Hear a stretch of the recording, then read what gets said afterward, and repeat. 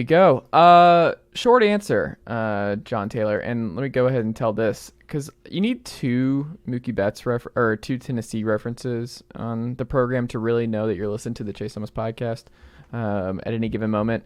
Did you know Mookie Betts was going to be a volunteer if he didn't go pro at the high school? I did. The Red Sox gave him a very sizable signing bonus to sign directly out of high school. Yeah, well, and they were very smart to do so. Well, disagree and did not enjoy that. So hopefully the same does not happen to Manny Ramirez, his son. Did you know he's committed to the Vols right now? I did not know that. Yeah, so we'll see if he gets drafted early enough where he won't do it. But I need that in my life, John. I need Manny Ramirez in the stands with me for a Tennessee baseball game. You need Manny Ramirez, Tennessee manager.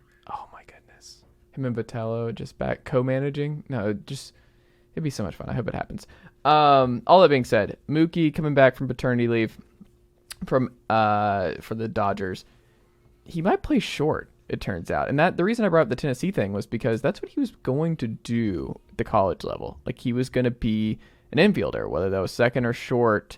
That was ultimately what he was probably going to end up with. And I think in the Boston system, that was the plan too, right? And then there was just a need, so he found his way into the outfield, and the rest is history. Do I have it right? That is true. He was initially a second base prospect, a middle infield prospect, but moved to the outfield in part because of the presence of Dustin Pedroia, and then just stuck out there because he turned into a Gold Glove winner in one of the single most difficult outfields to play in. So I think the Red Sox just felt like if it ain't broke, don't mess with it.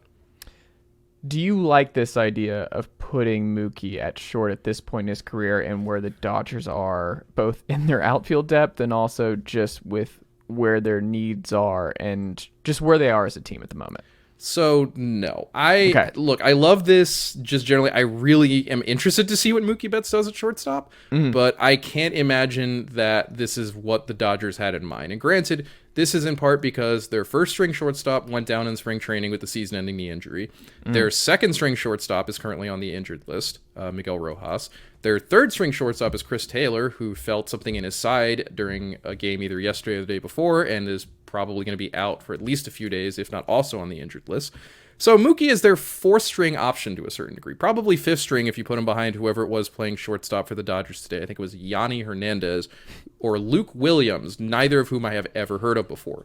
So this is not obviously what the Dodgers want. I think it reflects more than anything an incredible willingness on Mookie Betts' part to do whatever the team needs, and also just a testament to his insane athleticism that this is even a realistic possibility. But I have a really hard time seeing this being any kind of like long-term like solution. It's just not, you know.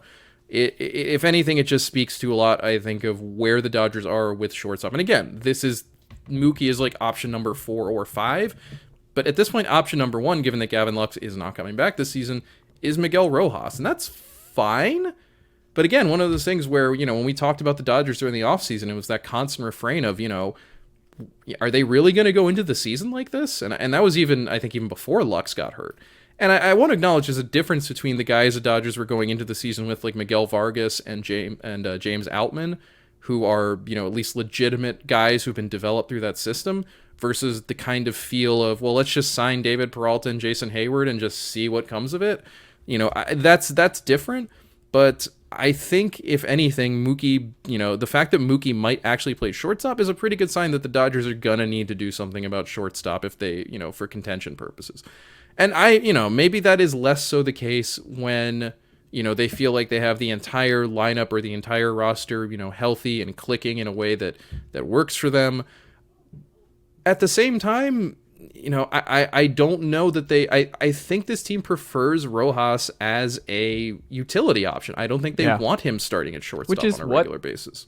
Any Saint franchise should want in 2023. Yes, this is also not necessarily a surprise or some kind of crazy line of thinking that they don't want Miguel Rojas starting on the regular. The problem is, if it's not Rojas starting on the regular, then it's Chris Taylor, which, one, eliminates a lot of the positional versatility that he brings to the team that makes him so valuable, and two, Chris Taylor has hit, and it's early, but he has hit really poorly this season.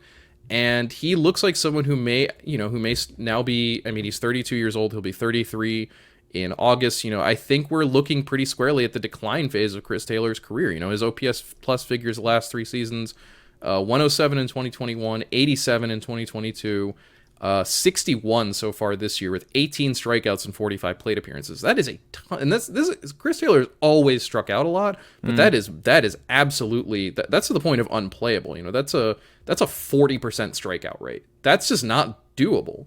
So if it's not going to be Chris Taylor, and I'm pretty sure at this point it shouldn't, that's even leaving aside the defensive side of it, where I can imagine that whatever metrics are out there probably do not support Chris Taylor as a starting shortstop. Then what's your option? Is it Luke Williams, a waiver claim from the Marlins back in November? Is it Yanni Hernandez, who was bought off of the A's back in December? Is it someone even further down in the system? I don't even think that's necessarily an actual possibility for them. They have their AAA shortstop in the majors right now. You know who it is, John? It should have been Trey Turner, but who is it? It's Javi Baez. It's okay. Look, it's Javi Baez. I'll root for it because I think Baez is genuinely one of those dudes where both the change of scenery and playing for a contending team will bring better.